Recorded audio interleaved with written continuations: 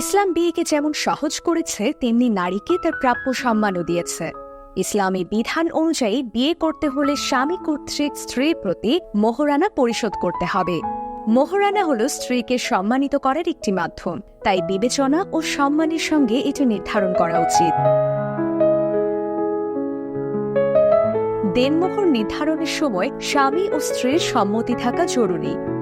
কোনো পক্ষকে চাপ দিয়ে মোহরানা নির্ধারণ করা উচিত নয়। উভয়ের মধ্যে আলোচনা ও বোঝাপড়ার ভিত্তিতেই সমাধান করতে হবে।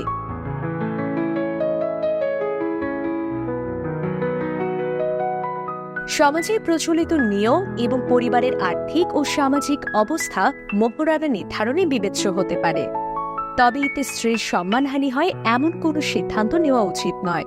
মোহরানার পরিমাণ স্বামীর সামর্থ্যের সঙ্গে সামঞ্জস্যপূর্ণ হওয়া উচিত, যেন তা প্রদান করা সম্ভব হয় এবং কোনো পক্ষের প্রতি অবিচার না হয়।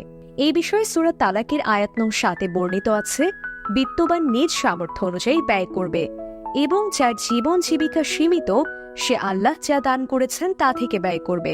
তাই সামর্থ্যের মাপকাঠিতে দেনমোহর হোক সৌহার্দ্য, ভালোবাসা ও সম্মানের। জনসচেতনতায় ফরচুন স্কয়ার কনভেনশন।